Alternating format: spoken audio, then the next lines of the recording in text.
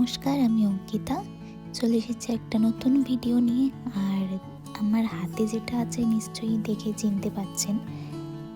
আমি আগে কিনেছিলাম এই কালো চালটা, আমি আপনাদেরকে দেখিয়েছিলাম সেটা, কিন্তু এটাও বলেছিলাম যেদিন আমি বানাবো সেদিন আপনাদের সাথে ভিডিওটা শেয়ার করব। তো আজকে আমি দুপুরে বানাচ্ছি এই কালো চালের ভাত। আমি একেবারে ভুলে গেছিলাম যে আমার কাছে এই কালো চালটা রয়েছে, এটা তো বানাতে হবে, তাই আজকে এটাই বানিয়ে ফেলছি। তো এটা ভাত কীরকম হবে আমি ঠিক জানি না, তো আমি ভেবেছি এটা একটু ফ্রাইড রাইসের মতো করব, যাতে করে একটু টেস্টটাও বেটার হয় বা কীরকম লাগে সেটাও বুঝতে পারবো। তো খেয়ে যদি ভালো লাগে তো নেক্সট টাইম তো আমি আবার নিয়ে আসবো। তো আগে চালটা ভালো করে ধুয়ে নিতে হবে, কারণ আমি কিছু ভিডিও দেখেছিলাম কি কালো চাল কিভাবে রান্না করতে হয়। তো সেই সব একটু রিসার্চ করেই আমি আজকে বানাচ্ছি। আমাদের এই বাঙালি পরিবারে, বাঙালি রান্নাঘরে এই কালো চালের ভাত, মানে আমার তো ভেবেই কিরম একটা লাগছে কি এটা কীরকম হবে। তো অনেকবার করে এটা ধুয়েছি, প্রায় আমি 5বার 6বার এটা আমি ধুয়ে ভালো করে পরিষ্কার করেছি। তারপরেও তো এরকমই কালো কালোই দেখতে লাগছে, পুরো পার্পেল কালারের একটা জল।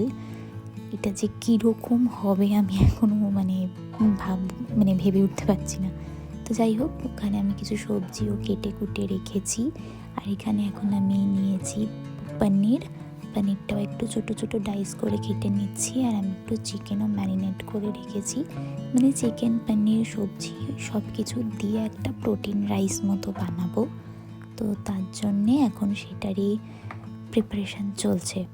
তো এবার আমি জানি না, আমি বারবার সবগুলো কাটাকুটি করছি আর আমি শুধু ভাবছি কি এটা কীরকম হবে। এই যে আমি এখানে সমস্ত সবজিগুলো নিয়ে নিয়েছি, যা যা ফ্রিজে সবজি ছিল এদিক ওদিক করে সমস্তটা বার করে নিয়ে নিয়েছিলাম। আর এখানে আমি বসিয়ে দিয়েছি ভাতটা হওয়ার জন্যে। ফ্রাইড রাইসের মতো বানাবো, তো তার জন্যে ভাতটা একটু শক্তই নাবাতে হবে, কিন্তু আমি জানি না এটা কতক্ষণ বয়েল করতে হয়, কারণ সাধারণ আমরা যে চাল খেয়ে থাকি সাদা, সেই সাদা চালের মতো একেবারেই নয়। আর এই যে এখানে চালটা ফুটতেও শুরু করে দিয়েছে।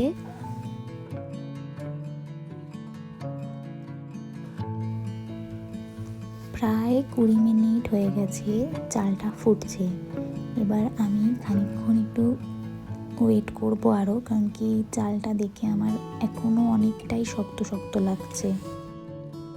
চলুন এবার দেখি ভাতটা কতটা হলো।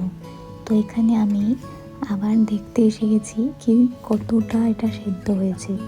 আর এই যে দেখুন, এটা একদম একটু শক্ত শক্ত, ভেতরটা একটু কীরকম যেন দেখতে, কীরকম যেন একটা চালটা। তো যাই হোক, কিন্তু চালটা এখনও অনেকটা শক্ত আর ভীষণ স্টিকি, আমার হাতটা পুরো চটচটে হয়ে গেছে।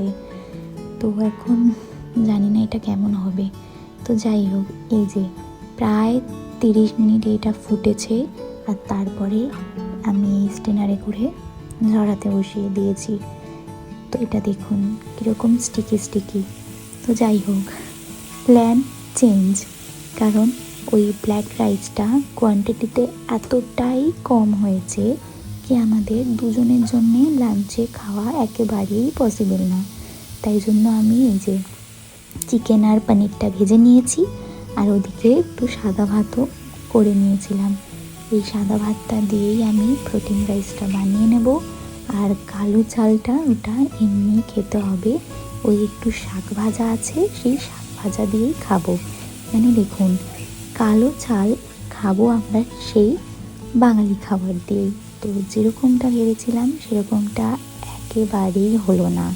তো যাই হোক, এখন এই সাদা ভাতের প্রোটিন রাইস খাবো, আর কালো চালের ভাত দিয়ে খাবো পালং শাক ভাজা। ভেবেই কিরকম একটা লাগছে, শুনতেই তো অদ্ভুত লাগছে, একটা অদ্ভুত একটা কম্বিনেশন হবে। বলো কেমন লাগছে শাক ভাজা দিয়ে কালো চালের ভাত? ভাতের মতনই হয়েছে, একটু নাটি ফ্লেভার। হ্যাঁ, আর একটু কিরকম যেন স্টিকি স্টিকি টাইপের। তবে যাই হোক, আমার কিন্তু খেয়ে একদমই ভালো লাগলো না। তো ভিডিওটি এই অবধি, টাটা।